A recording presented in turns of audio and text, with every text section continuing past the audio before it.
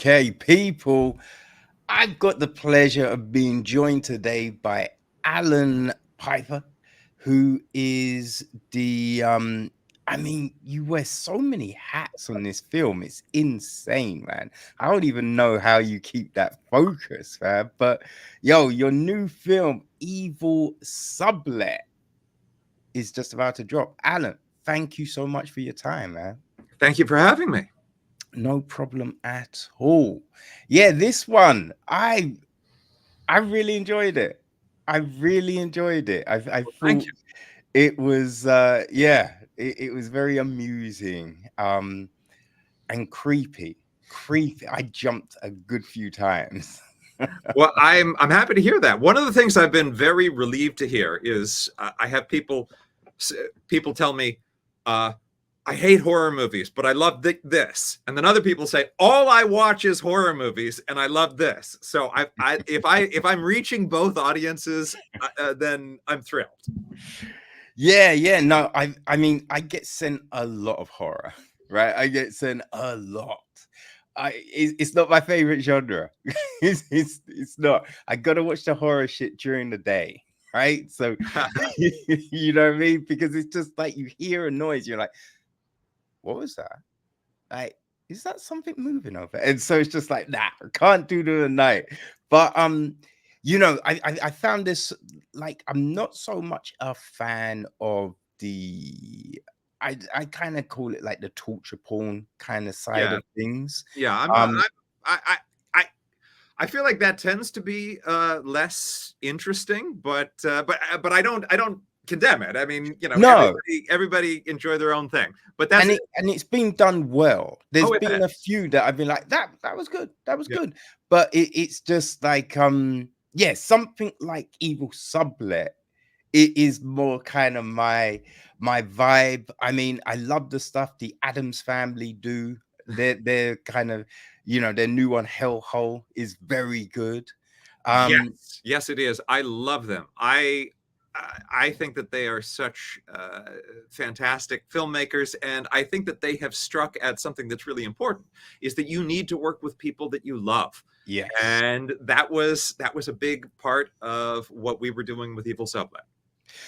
I noticed that, right? Because with yeah, Evil Sublet, you are working with well, on your last because there's been a 10-year gap between Yeah, films, yes, right? Which is I've done 3 feature films in a 30-year period. yeah. That is the nature of indie filmmaking. It can take a while to get them going. But Mm, there are people there are connections. There are people I'm connected to with all 3 films and most notably, my wife, Jennifer Leigh Houston, stars in the movie. She is extraordinary. She is wonderful. She won the Best Actress Award at Origins Film Fest for her performance. And the opportunity, like the Addams family, which is a family that makes movies together, the opportunity to work with the person you love most is really exciting. And mm. uh, and it was exciting for me to give her opportunities because I feel that women women characters women don't tend to get to play a wide variety in a given role, and I wanted her to have a role where she could be funny, where she could be terrifying, where she could be terrified, where she could be enraged, grief-stricken. I wanted to give her a role where she could just go through the gamut, and she does it so magnificently, and audiences definitely respond to her in it. Well, yeah, because I was watching because that's the thing when you watch a lot of indie stuff, sometimes you don't recognize the names, right? Because a lot of the actors might be at the beginning of their careers or just haven't had those big breaks, but the performances are just ridiculous. And I was watching this and I'm thinking, yeah, she's really good. But I was thinking it was a bit of a because in the press, in the promos and all of that, it she's referred to as like a influencer. Well, she has made videos for, she's done song parodies for Now This that have gotten millions of views, that have been profiled in Newsweek. She has an online cake show that is popular called Jen's Shut Your Cake Hole, where she makes extraordinary cakes out of largely kind of spooky cakes. Right. She actually ended up creating some of our gore effects out of cake. Out of cake? Out of edible food supplies, because that is what shit. she is most familiar with. But I think that that is one of the things that's exciting about horror. In horror, the genre itself is the star, so it often opens the doors for. It's an unfortunate thing that I think it is so hard to get movies made without high-profile performers involved. And I feel that in horror, there is opportunity for people that maybe audiences aren't so familiar with, and that makes it more fun and exciting, because you don't know what to expect from this person.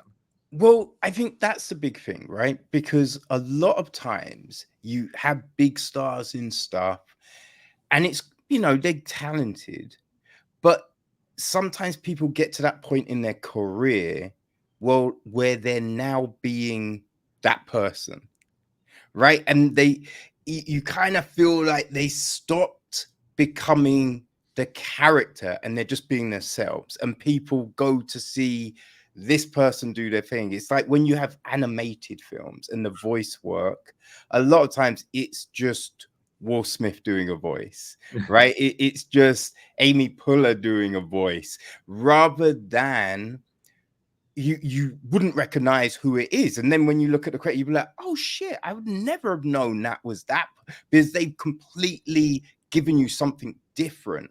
And I think when you see an indie film and you see these new talents, right, you're engrossed in the film and the performance because they're putting everything into it.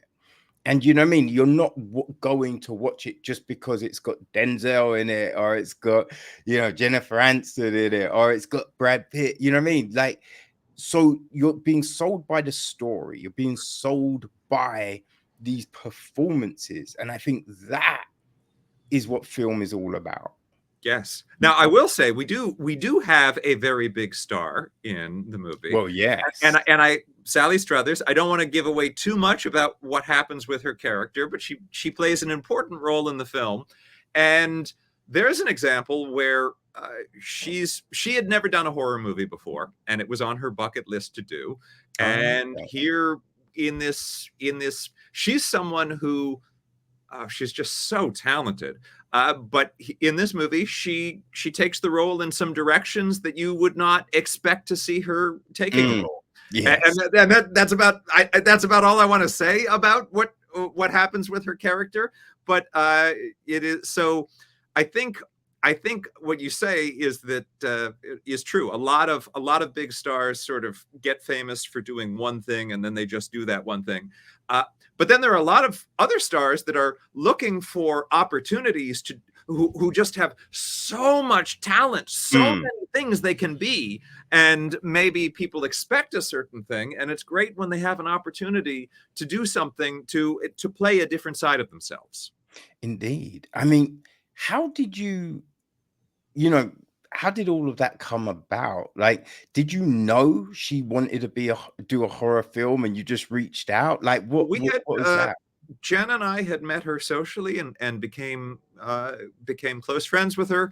And when I was writing the script, I had always admired her as a performer, and so we were nervous about approaching her because she is not known in the horror field, but as it turned out, it was something that she really wanted to do, and so that was really exciting. I will also say that she does all her own screams. She insisted on that, so that is a lot of actors won't do their own screams. You add them in later, and I was expecting to add them in later, but she said no. No, if I'm gonna do this, I'm gonna do this, and she did. Yo, you just blew my mind there for a second, Alan. You're telling me that there are screen doubles? Oh yeah, I yeah, did not know. Like you're getting other people. Yo, that's crazy. yeah. It is, but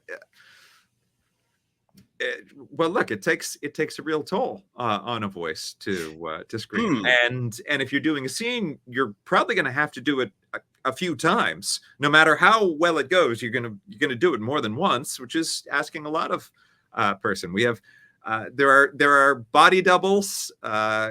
Everybody knows that there are body doubles for stunts. There are body doubles for intimate scenes, and yes, there are scream doubles for performers who maybe aren't given to screaming. interesting. Because I think the most known like voice double is James L. Jones, right? As Darth Vader. But you don't hear about it much. It was only, you could probably say a decade, a couple, 2 decades ago that we then found out about stunts. Mm. Because back in the day, people would be like, "Yeah, that was me riding a motorbike. Like, I did all my own stunts," and you find out they didn't do all their own stunts, Well, right? So the early ones did. The yeah, yes, back folks in the like day, Buster Keaton. yes. Yeah. So yeah, no, I never knew that. That's you learn something new every friggin' day, man. Oh man, what about the other casting? Because that was one thing I did notice that Married and Counting, right? Your couple in Married and Counting are our Coney Island couple in eVil Sublet.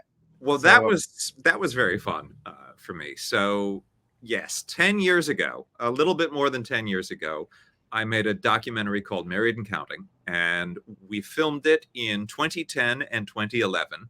And it's almost hard to remember how controversial it seemed for many Americans, the idea of marriage equality, the idea that mm, two people who love each other should be able to get married even if they are of the same gender. It seems like a no-brainer now. I hope to most people, but at the time it was still considered controversial, and there were not a lot of states where it was allowed.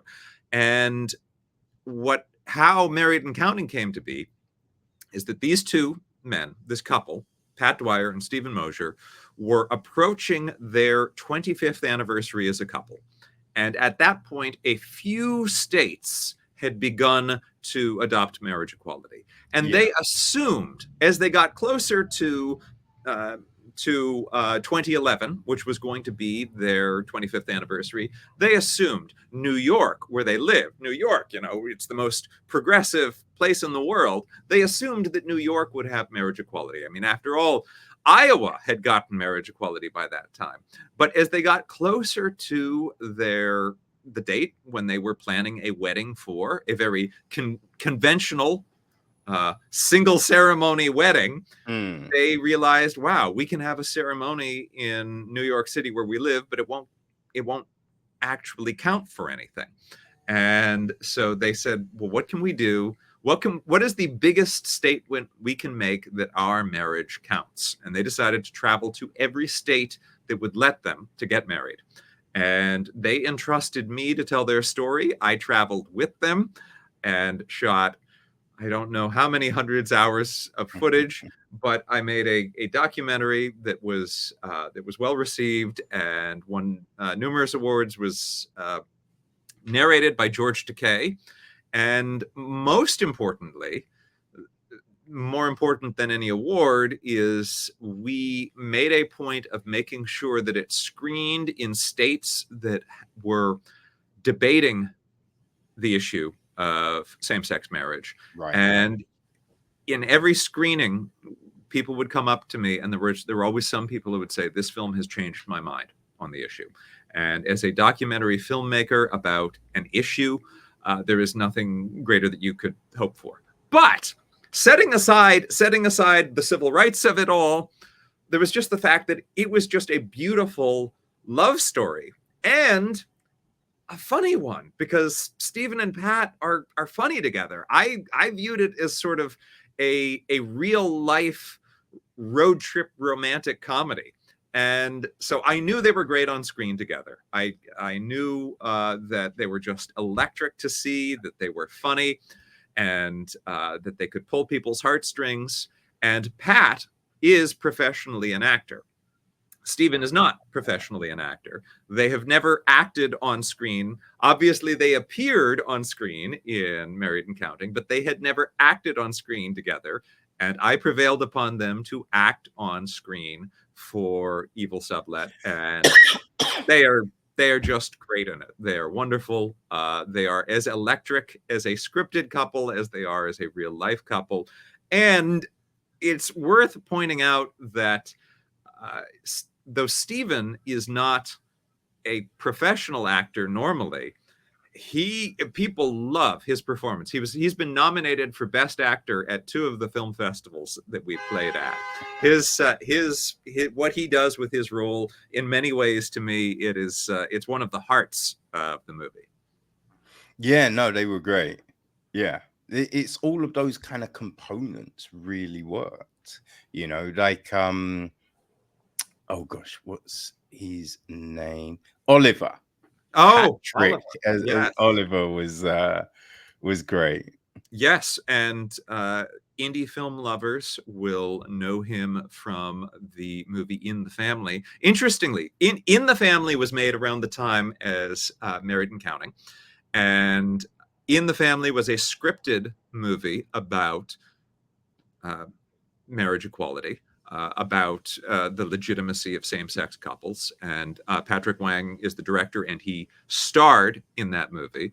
And it played at all of the major festivals. It's really, it is such a fantastic, wonderful movie.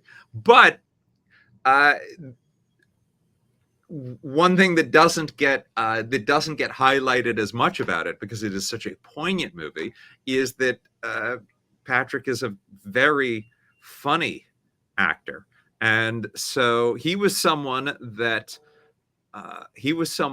really, we were walking this very careful line between horror and comedy with this movie. We wanted the laughs to be real. We never wanted the laughs to be so big that they undermined the fundamental fear and terror that would have to underlie the whole thing.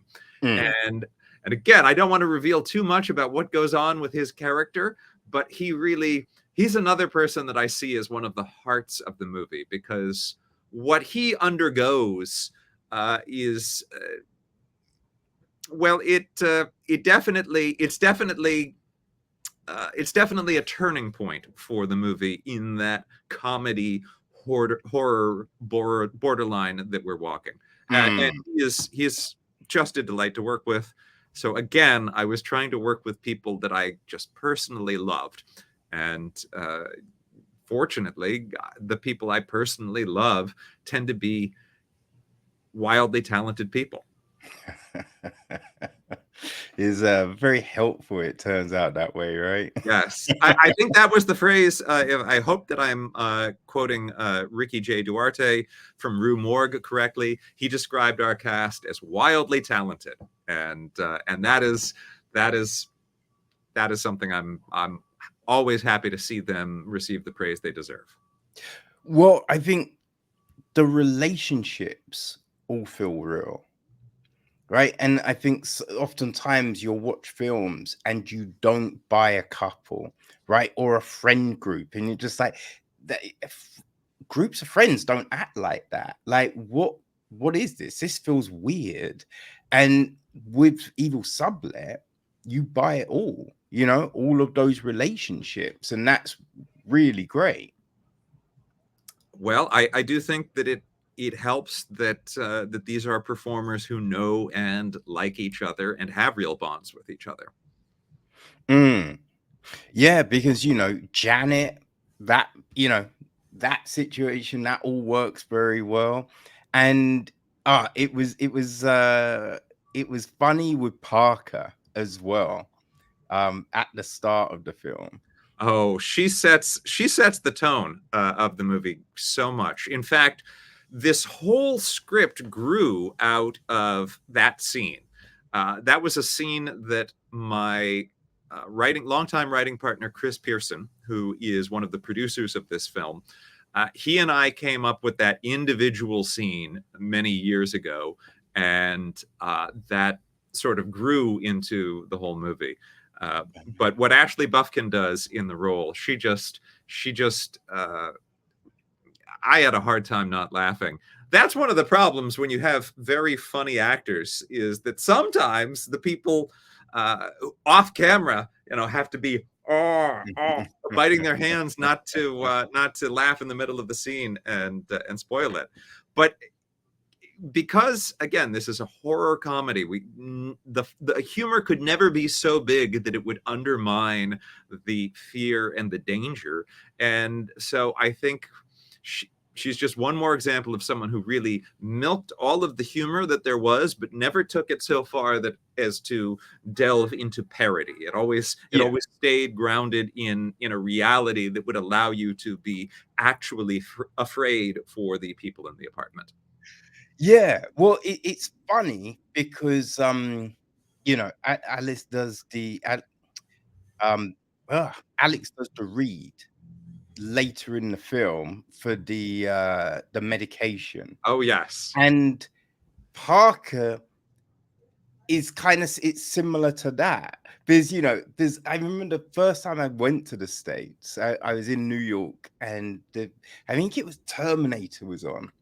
And it was an ad break. I mean, there was so many ad breaks. I was just like, what is happening here? But you'd see these ads for medication and people jumping on a trampoline, running through a field, and it's happy music. And it'd be like, oh, if you've been suffering from migraines, take Hey, I'm Great. And that will make you feel, and then at the very end, it's like, subject to, and death. And you're like, wait, what just happened there? Like, and it just all skipping past, the craziness. And when she's telling them about the place, and it's just like, oh, there, it's a garden, and this happens, and this space, and you're just like, and it just reminded me of that, because it's like giving you the information, but it's just like, oh yeah, no, that's not a thing. Boom, boom, boom. Next. Well, Jen actually does do a lot of voiceovers for products like that. So that grew out of some of the copy that I would hear her recording that I thought was hilarious. I will say that there is one shot. So this is in reference to Jen plays Alex, whose profession is to be a voiceover actor. So she does voiceovers for this, for anyone watching who has not yet seen the movie. Although it is you can rent it on Amazon and Fandango and in demand, so go see it. But if you haven't seen it yet, she is Alex, the character of Alex, the lead character, does voiceovers for things like pharmaceuticals. And I remember at the time that we were making the movie, Joe Bob Briggs on The Last Drive-In on Shudder went on a rant about this very issue. Now we'd already filmed the whole just about everything, but he was specifically talking about shots of people kayaking. And so we had already recorded the lines of what was in the pharmaceutical ad, but I thought, you know what, just for Joe Bob Briggs, we're going to make sure that for one of those lines, we're going to be showing people kayaking. So we did that. That was, he doesn't know it, but that was our shout out to Joe Bob Briggs' Last Drive-In. Nice. That scene was really interesting with what happens. How easy was that to shoot and do all of the effects and everything? Which when she's doing the voiceover, when she's doing the actual recording? Yeah. Well, I'm a big believer, for the most part, I like to try to do all effects practically in camera. I think there just is a reality. There's a gravity to practical effects, and so we really didn't.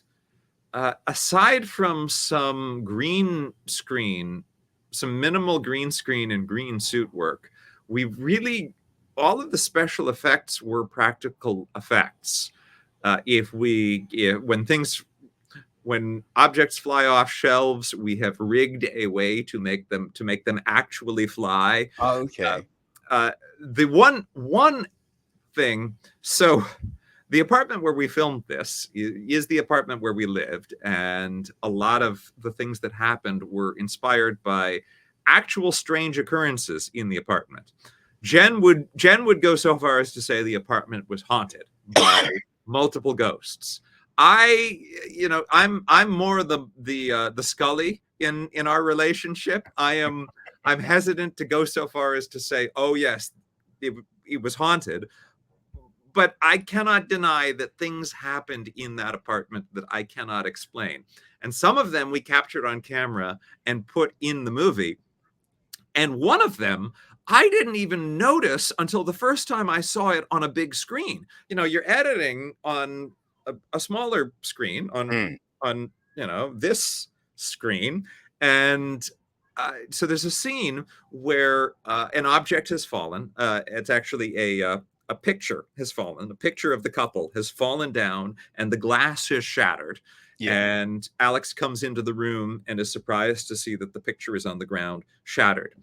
Well, when I'm watching it on the big screen, and we'd set it there, it didn't. You hear glass shatter, and then she runs into the room, and the picture is already there. So we had set it there, and it was still and stationary and set up and lit, and then I called action, and then I only noticed once I saw it on a big screen, the picture is just slightly sliding across the floor for no reason that I can explain. It's not on an incline. That's not, if we'd been trying to do it with a practical effect, we would have put like a tiny nylon wire or something and pull it, but we weren't doing that. That was just happening. I can't explain why. Yo. And it's in the movie. And there are a few other instances of things that happened that we in the apartment that we either retold in the movie or actually captured and included in the movie. See, when I read that in the press notes, I was just like, yo, I don't care how big the place is. I could not live there. I could not live in a spot like that. That's too much, man. Well, but that's the thing. New Yorkers will put up with a lot to have an affordable apartment. There was one night when Jen was awakened by a voice in her ear, where she could feel the breath, and it was right there, and it just shouted, "Move!" And we said, no, we're never moving, because who else has a 3-bedroom apartment in the East Village for this price? But we actually have moved since. So I guess whatever the voice was, they prevailed in the end. Although I feel like it was I call it a symbiotic relationship, because we got this great movie and these great stories out of it. Yes. Like the paintings and all the pictures on the wall. That was creepy, man. That was creepy. And it was to the point where I'm watching it, and there's ones where you go, that painting moved, right? That painting changed. And then you're seeing and be like, wait, did that one? And you're just like, I think sometimes you're thinking, wait, I think that moved, and it probably didn't move. And because you're you're on edge because you're seeing all of these things. Like, how hard was it to, get all those photos and the paintings and changing it and creating that kind of ambiance? Well, I've again in terms of working with people that you love. My mother is an acclaimed painter, and a lot of the paintings that we had in the apartment are her paintings that we always have in the apartment, and then some were ones that she did specifically for the movie. But I will say, I mean, you can probably get some sense of it here, that we have, my wife and I have somewhat of an eclectic design style, and a lot of people would comment and say, "Oh, was it people who don't know us personally, but at film festivals they'd say afterwards, "Oh, you filmed that in the apartment that you lived. Was it hard doing all the set dressing to make your apartment look that strange and creepy?" And we'd say, "Oh, we weren't aware that it was. We didn't think it was creepy, but." Oh man, I think it's like some of it is the way it's lit and the camera movements, the way you use, because I was looking at it and I'm thinking it's not a whole load of space for a big rig, right? And it looked like you were using a handheld, like, so yeah, what was that like filming in that space? Well, so the apartment by New York standards, by New York Manhattan standards, was huge. By most American standards, not so big. And we began filming, we were actually filming the movie's first scene on March 7th, 2020, which was the day New York declared a state of emergency for Yeah. COVID. We shut everything down, and then SAG gave us permission, since Jen and I were living together on the set anyway. When production was officially closed, they said, "Well, look, if you're already there together on the space, fine, shoot stuff." So Mm. we ended up shooting more things, and it actually ended up making the movie a lot better because we added more strange things that happen to Alex when she is alone in the apartment, because we were just, hey, what are we going to do? How are we going to use this time when we are together in the apartment? But then it worked out that even once production resumed officially and everyone was vaccinated, and we had, thanks to, this is the importance of unions, that a good union like SAG will make sure that there are clear safety protocols for people to follow. And we were able to, once production resumed with the full team, we were able to go through the whole thing, thanks to our producer, Beth Ann Mastro Marino, who was our meticulous COVID safety enforcer. We had no infections throughout the shoot, but it always made sense to keep the crew to a bare minimum. Mm. And it also made sense for the size of the apartment. And fortunately, having come from a background in documentary, where on a film like Married and Counting, you're not going to get very tender moments from people who at that point are not actors. If you have a whole Yeah. team of people, you build trust to the point where if you have one person following them around, they can eventually learn to just filter out that person and just be themselves. So I've had a lot of experience being a one-man band team. There were many scenes where I relied upon many more people. So I couldn't have made this movie without the involvement of a lot of people who did Mm. a lot of work. But for many scenes, it was just me doing camera, lighting, sounds, grip, and all of that. And fortunately, that's something I've trained my whole life to do. So it worked out well for us. Okay. No, that's good. That's good. Did the Ben storyline come through because of COVID, or was that there? What, Uh, like towards the end of the film, you know? with Ben taking a trip, and Yeah. yeah, well, we always wanted Alex to have to face things on her own, and we also wanted to have the the love interest triangle aspect to it of with the Hetty character played magnificently by Leanne Borghesi. So that wasn't really affected by COVID, but I do think that there is. I don't know, we were having fun playing with the horror trope that in horror movies there is, particularly in the haunted house genre, there tends to be a tradition where the female character is more aware of what is actually happening than the male character who sort of shuts his eyes to that. Mm.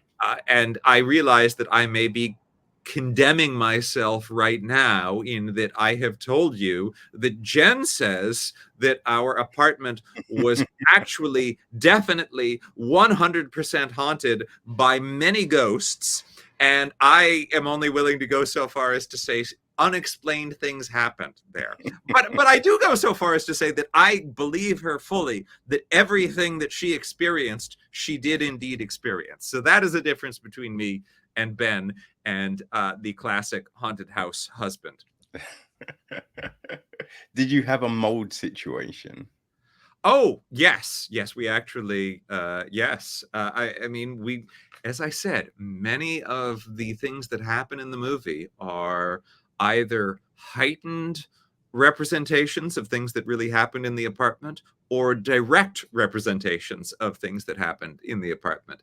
And yes, we did for and I won't give away too much to audiences who haven't seen it about what happens with the mold situation, but I will say that the initial moment where Alex says, "Hey, is that?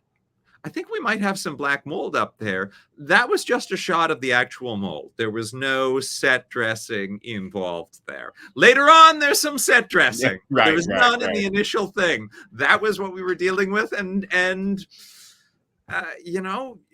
anyone in a New York apartment knows that you've got you are lucky if New Yorkers face mold, rats, roaches, bad neighbors, and if you only suffer from 2 out of those 4 things, you are lucky. Yeah. Oh man. Oh. No. Oh, and related to that, so there is a scene with a roach in the movie. Yes. Now, because we are ethical people, there's a scene where a roach gets killed in the movie. Because we are ethical people, we did not kill a roach on screen. I would never kill anything on screen. That would be wrong. I'm not, we're not, I don't believe in cruelty to any creature. We did not kill a roach on screen. We faked the killing of a roach on screen. The day we filmed the killing of the roach on screen, a roach presented itself in exactly the spot where we were going to film the killing of the roach. And I did indeed kill that roach, but I did not kill it on camera because that would be wrong. That would be unethical. So it does sound a bit like Oliver, really. About you say it and it happens. I'll just say that. That's all I'm gonna say. I have, there has been some pattern of that in my life, and one might say, Alan, if that's the case, don't do more horror movies. But I can't help it because I love horror. I think it is a really exciting genre. I think it's an area where you are free to experiment more than in most other areas.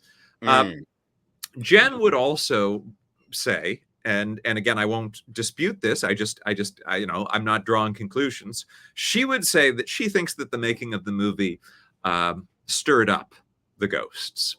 And it is very much the case that the strange things that happened in the apartment absolutely began ramping up once we started doing this. And so whether that was ghosts taking offense at how they were being represented, or ghosts being excited that they're finally being represented and wanting to say, hey, where's my 15 minutes? I don't know. Or whether it's not ghosts at all, it's, some other thing that I cannot explain. I don't know. But yes, things started happening far more frequently, and often in strange resemblance to things that were happening in the movie. I mean, that would make sense. That would make sense. And yeah, why would you do that, man? Why are you playing with fate, Alan? I don't know. I mean, it's not like we had a scene with a Ouija board where we that might be pushing things too far. Although one was mentioned. One was mentioned. Yes, one was mentioned.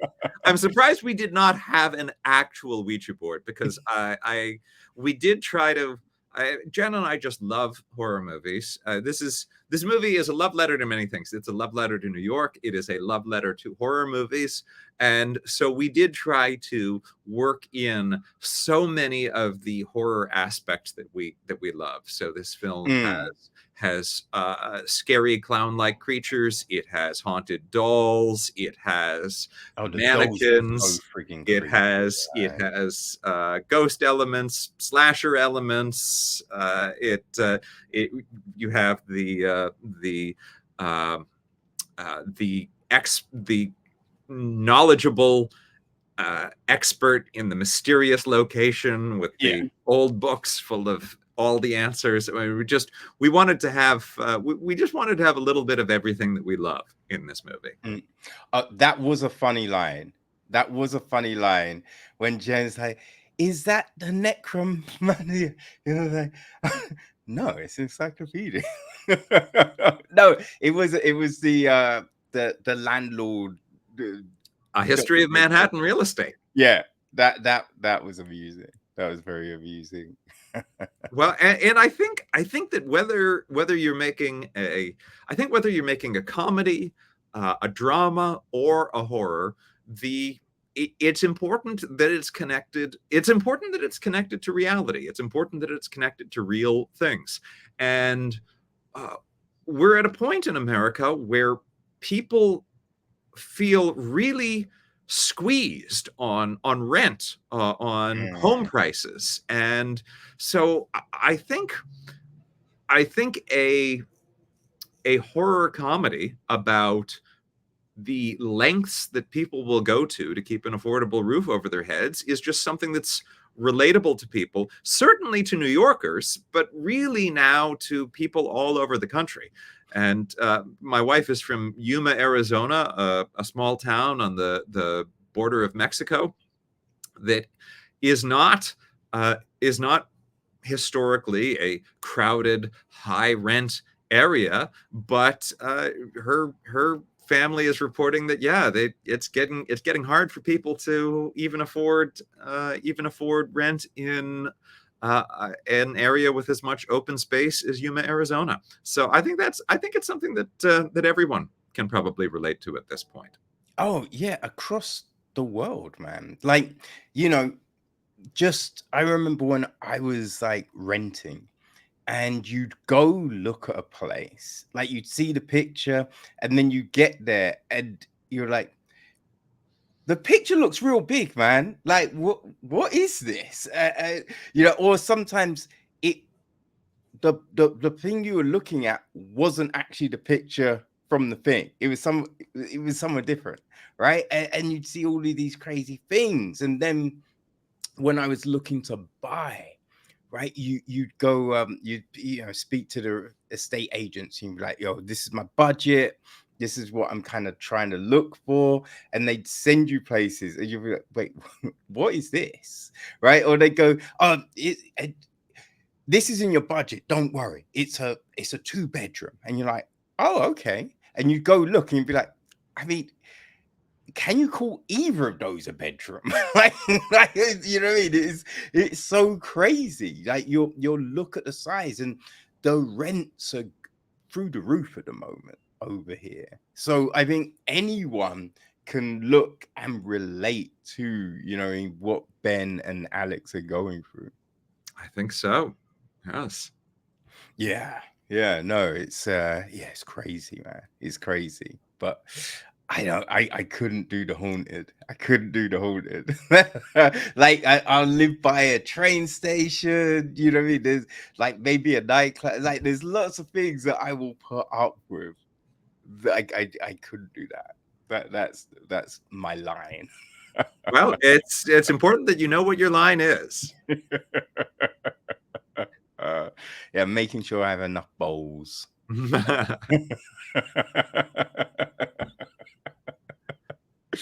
Oh man, like when you were like setting about doing this, what did you envision would be your biggest challenges, and what actually turned out to be the biggest challenge? I guess other than COVID. Yeah, well, I mean, that was certainly the thing that we never could have No. anticipated. No one would have anticipated. The whole thing was supposed to be shot in March and April of 2020. I mean, yeah. Well, all right. Well, definitely something that was difficult that I didn't think would be difficult was, so there are some key scenes that take place in a storage facility. Oh, And yes. I thought that would be the easiest location to secure, because what we wanted to do was to pay people money for the use of a small space for a limited period of time, which is what I thought the definition business model of what Yes. storage units were. But as it turned out,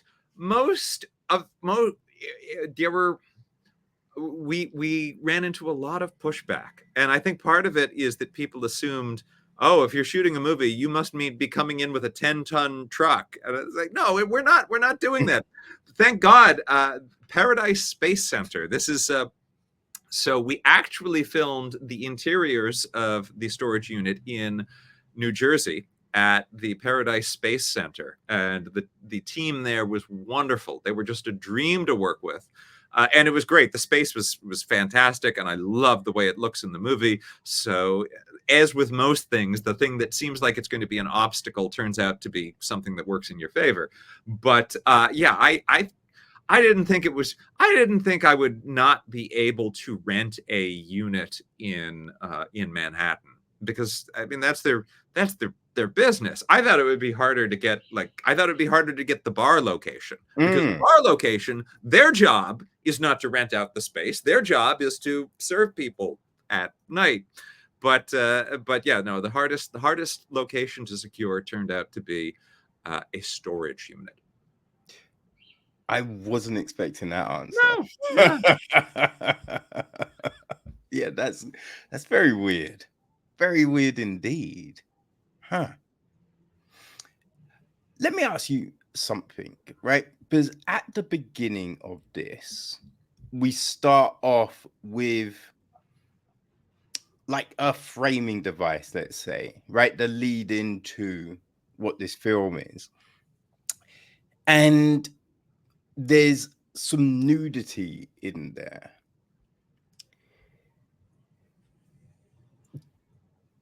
What was the fault with that? Because watching it, like it's the same without, like it's kind of the same without the nudity. You know what I mean? Like it's, yeah. I was just wondered about that scene, just because I'm just like, even if you just saw head up, you're still getting the same. You know what I mean? Well, I think we wanted to.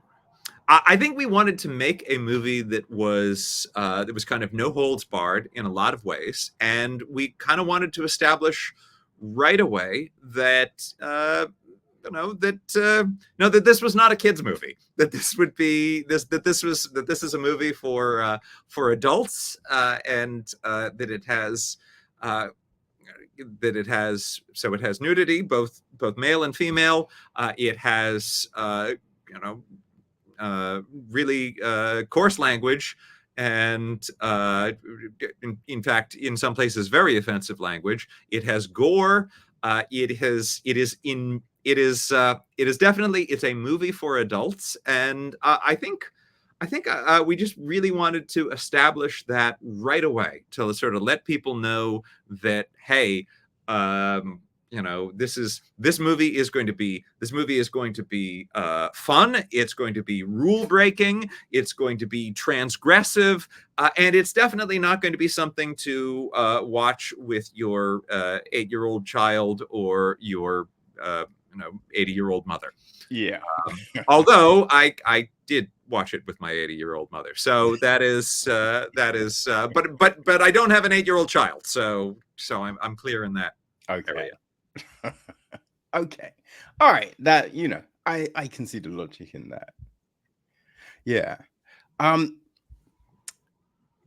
Is eVil really meaning East Village? I wanted to ask you that, because I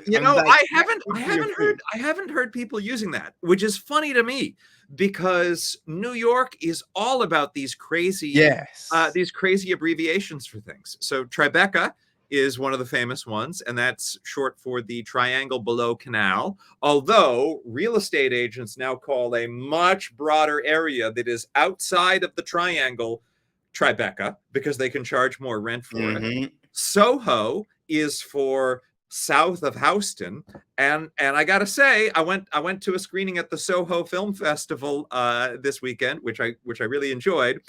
But it was north of Houston, the screening. So these neighborhood boundaries change. One of the most entertaining ones, the community down under the Manhattan Bridge, is Dumbo. So as far as I can tell, we may be the first people to call the East Village the eVil.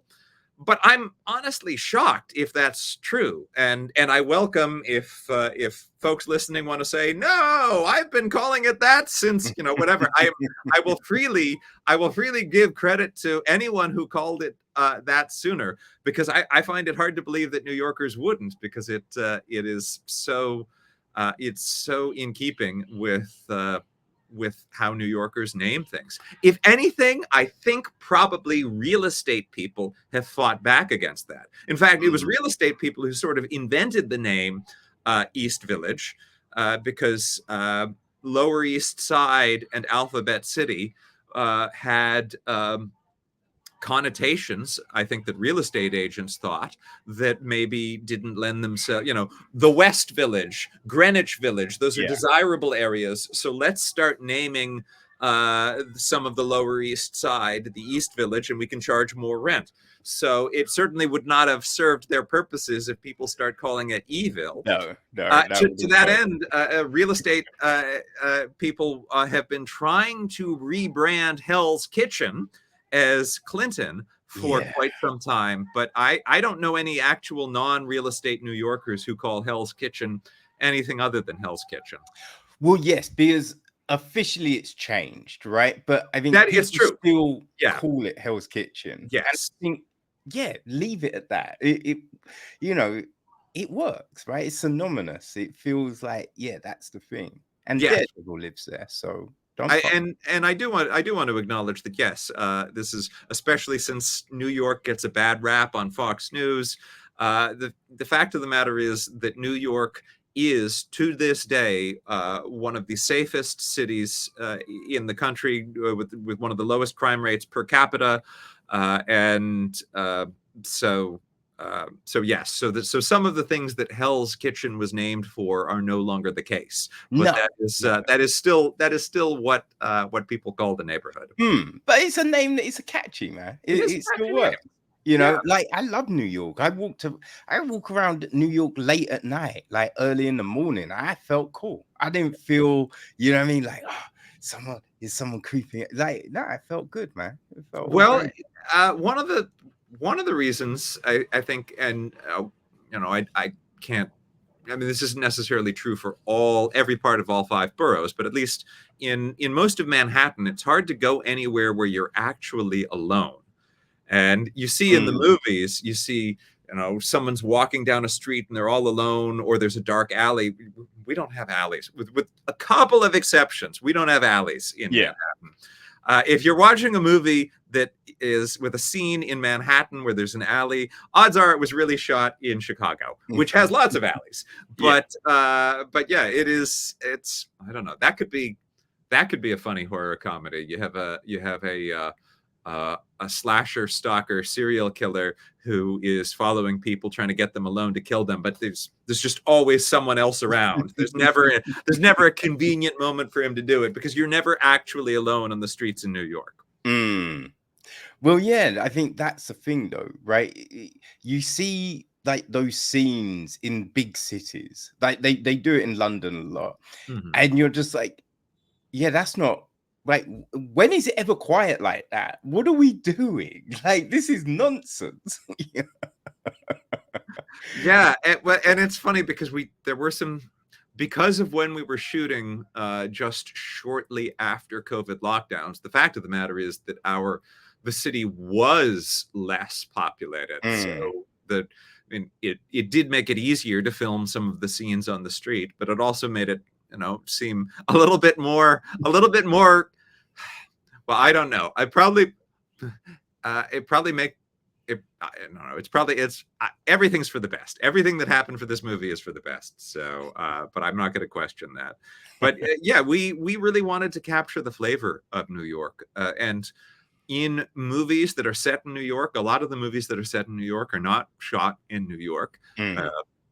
The Scream episode set in New York was shot in Montreal, and I no hate on that movie. I love the Scream series, and I appreciate the challenges with actually shooting in New York. But there's a reason that New York has a certain feel, and I wanted to capture that feel. And I particularly wanted to capture the feel of New York when, all the more so after we were emerging from lockdown, after New York had become for a period of time, the epicenter of the coronavirus pandemic. And there were a lot of people claiming that New York had died and that it would never come back. And in fact, the man who was president at the time called New York a hellhole.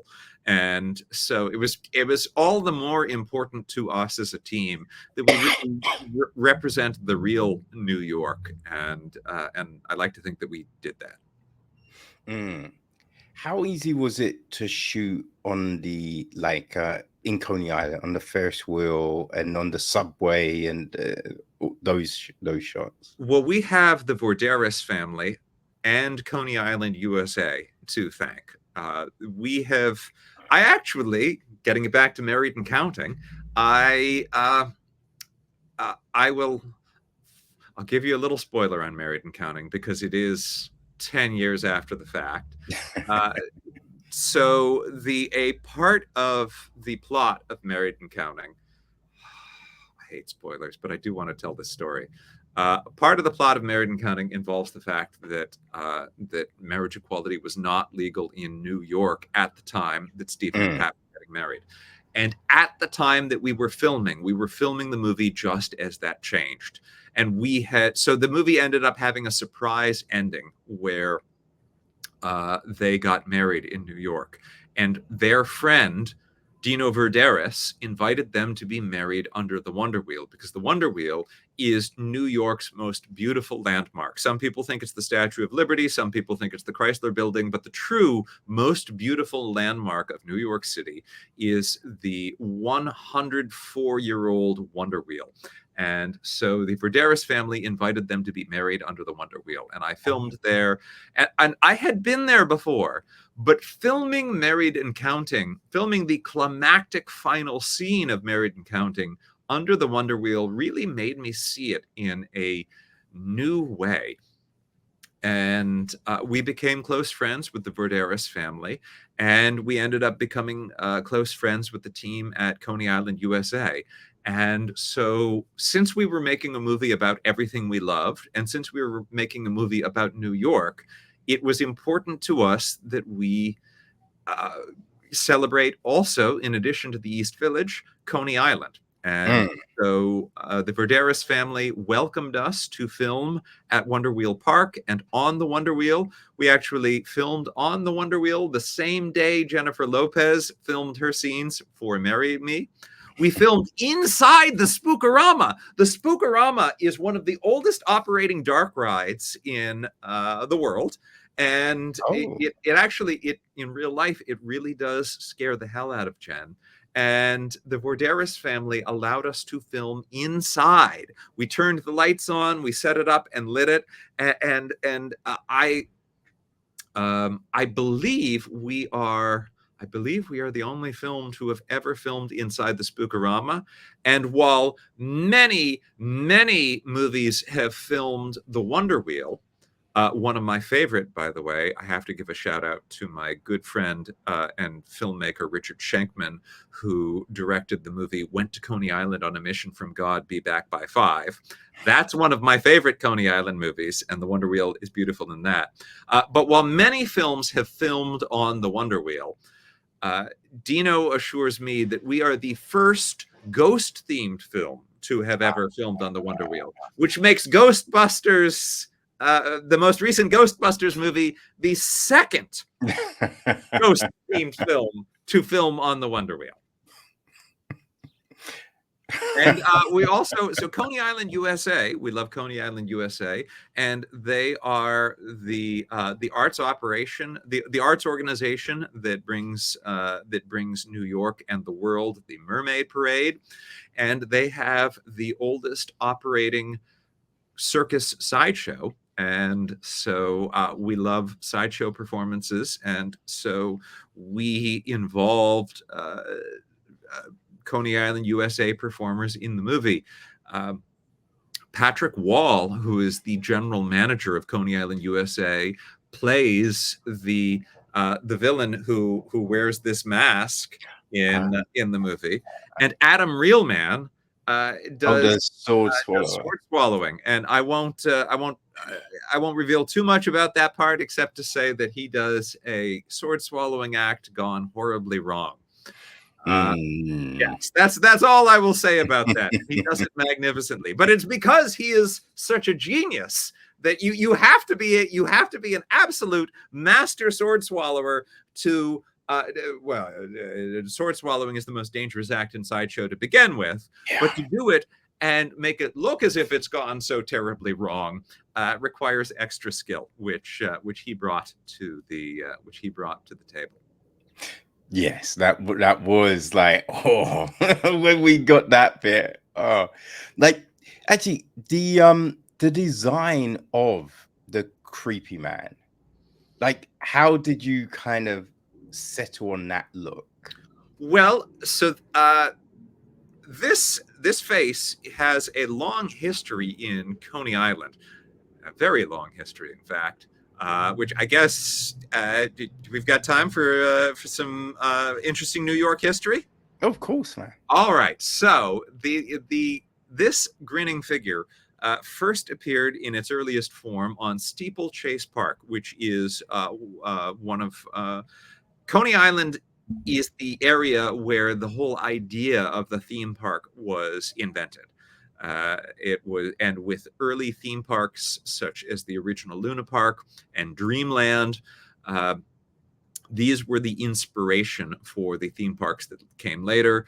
Disneyland in particular was inspired, Walt Disney was inspired by what had happened at Coney Island.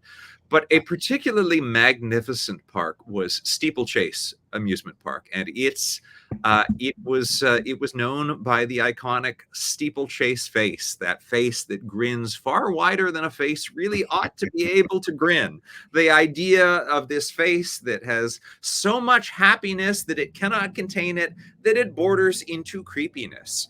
And Steeplechase was a beloved New York landmark.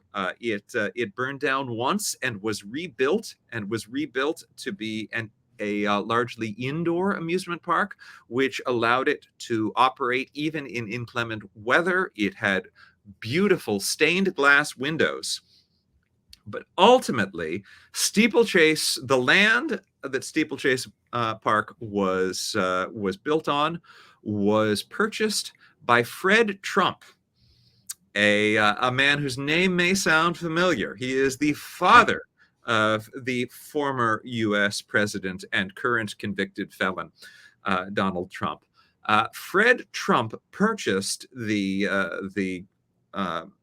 amusement park and wanted to change it to luxury condos. Now, the area was not zoned for luxury condos. The area was zoned for amusement, and with good reason. I mean, New York needs its playgrounds.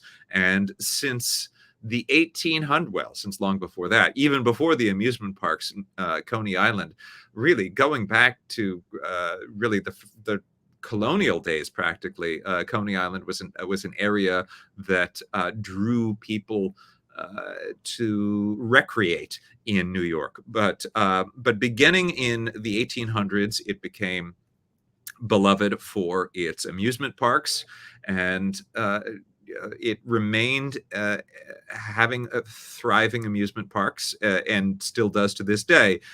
But for a long stretch, Steeplechase Park was the largest, most beautiful, most magnificent park. And Fred Trump said to the city of New York, fine, if you won't let me tear it down and build luxury condos, I will simply tear it down. And you will bow to me because you would rather have luxury condos than a pile of rubble. And he threw a big party, and he had people come and throw bricks through the stained glass windows. And he just demolished this beautiful landmark. And for a long time, it was left as rubble.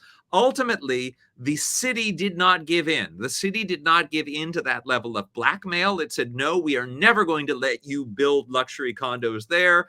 That land is zoned for entertainment, and we'd rather let it remain a pile of rubble than let you build condos there.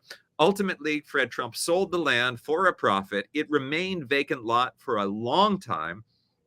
Now, thanks to the Zamperla family and a new Luna Park, the area that had been Steeplechase Park has, and an actual steeplechase ride has been brought back. And then some of that land is now where the stadium is, where the Brooklyn Cyclones play. But that is where the steeplechase face came from. Now, even though Steeplechase Park no longer exists, that face has become indelibly associated with Coney Island, and it is, you'll see it on most of the promotional marketing of Coney Island, USA. You will see it on the new Luna Park, and you will see it in some places at Dino's Wonder Wheel Park. And this particular version of it was designed by an artist named Brendan Schweda. And he sells those masks. If you look for Coney Island Funny Face on Instagram, you will probably find him and find out how you can purchase your own.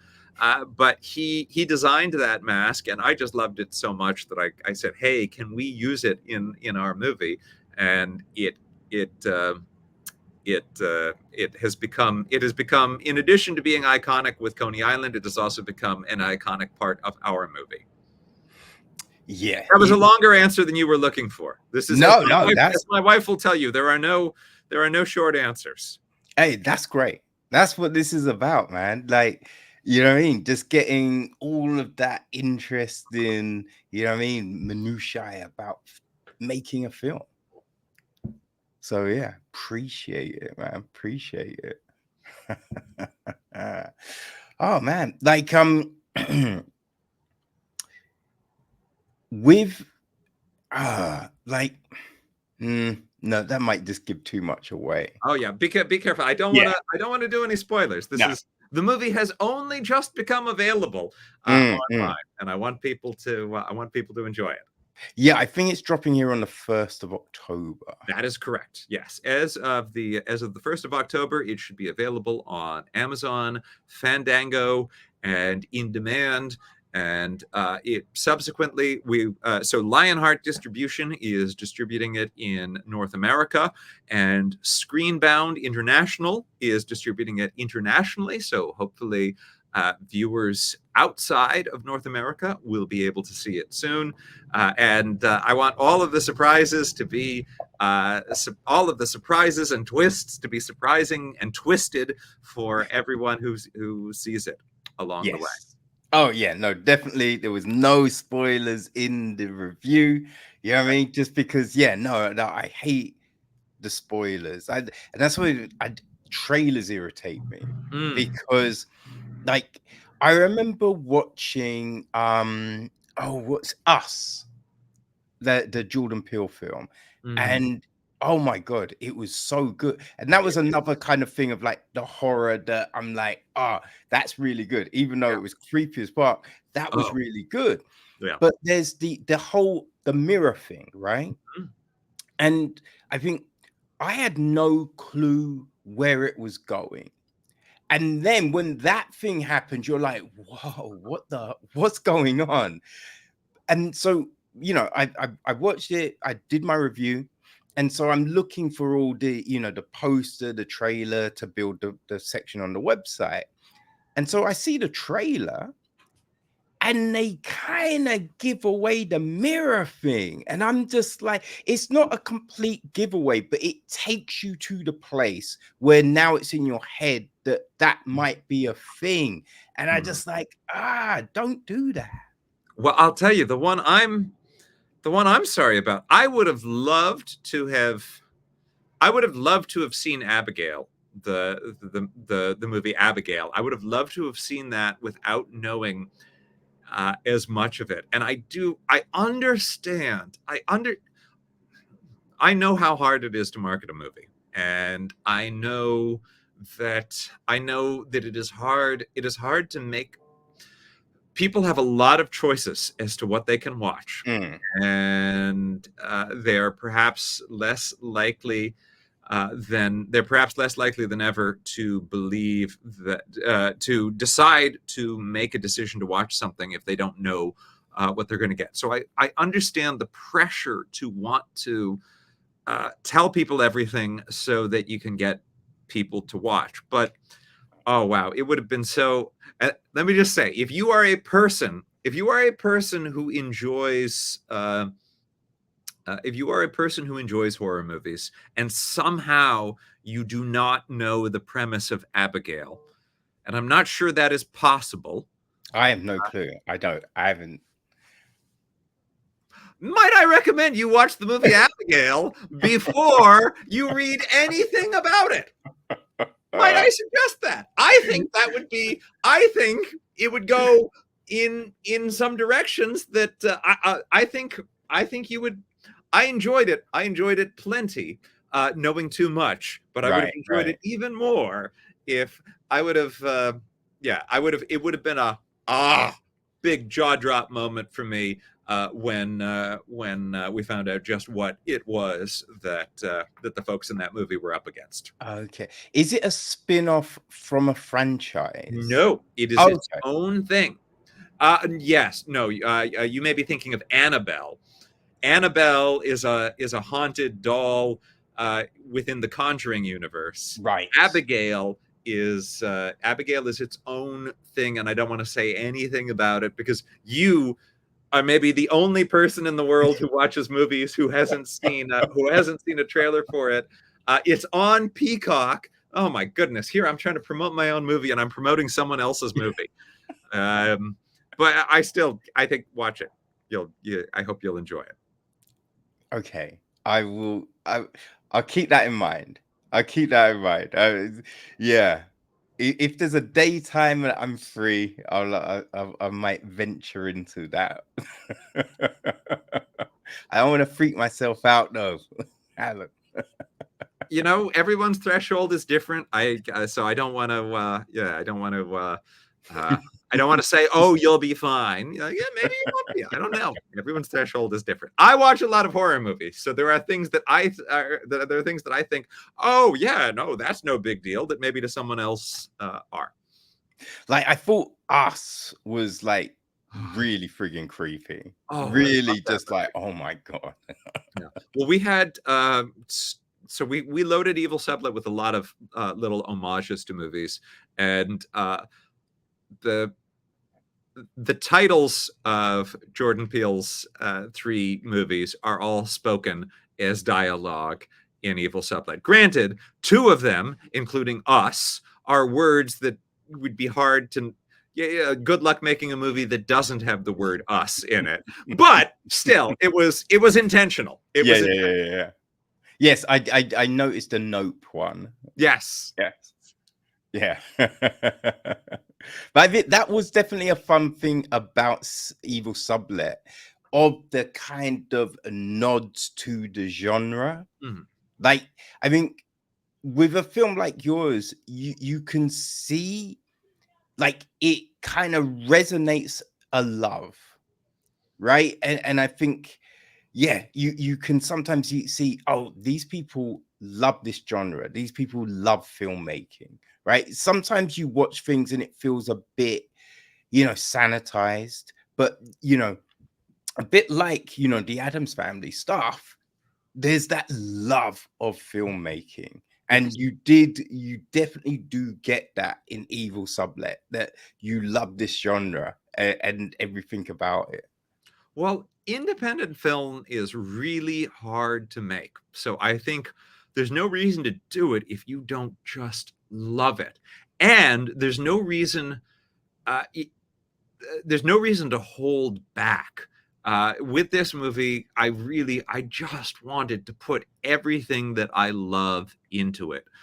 Because as you pointed out, I've gone 10 years between films, and I would I'm optimistic that it won't be 10 years before the next one. My writing partner and I are developing a script that is a vehicle for Jen and for Sally Struthers, uh, which hopefully won't take 10 years to make. But knowing that it was 10 years since the last one, making Evil Sublet, I went in thinking, if I have to wait 10 years before I make another film, I better just have everything I love in this film, and this does Mm. it, and hopefully it will have everything that a lot of people in the audience love too. Oh man, well, you might have been away 10 years, but you didn't miss a step, right? Like, people that love your other stuff will be like, yes, Allan is back, just firing as normal. So yeah, Well, there's definitely that. I think there might be a smaller overlap between fans of Married and Counting and fans of Evil Sublet. They're very different movies. But Mm. I do think there are elements beyond Stephen and Pat. There are elements that are held in common. Both movies use humor to deal with more serious subjects. Definitely nothing. Well, I don't know. I mean, I was going to say nothing scary happens in Married and Counting, except what is more scary than people trying to strip your most basic Mm. human rights from you. So I guess there's but yeah, there's definitely they're very different movies, but I like to think that someone who liked one would like the other as well. Mm. Yeah, I don't see why not. Oh, I have to ask you as well. Is there an Allan Poe musical, or did you just make that up? No, we made that up. As far as I Okay. know, there is not an Edgar Allan Poe musical, but we included a reference to an Edgar Allan Poe musical that it gets performed in Evil Sublet. And I wrote the lyrics. The music was written by Seth Weinstein, who is a remarkable composer whom I had the privilege of being roommates with in college. Uh, Ah. You and he is really do have a close yes, network of mad talented people. I have that is my great good fortune in life is that I have through my own dumb luck, I have stumbled into the rooms where the most talented people are, and I have somehow gotten them to be my friends. And that is how everything good in my life has come about. Well, I think people, resonate to good people. So, I mean, there's something in that. Wow. Well, thank you. Alan, it's been a pleasure talking with you, man. Well, Kevin, It it's been a really, joy speaking with you. Thank you so much for having me, and thank you for featuring eVil Sublet. I really enjoyed the film, man. I was so glad that ChicArt sent it through to me. And yeah, it's easy to talk about things when they're so good and enjoyable, So yeah, I appreciate the opportunity, man. How can people keep track of everything you're doing? Well, they can follow eVil Sublet on social media.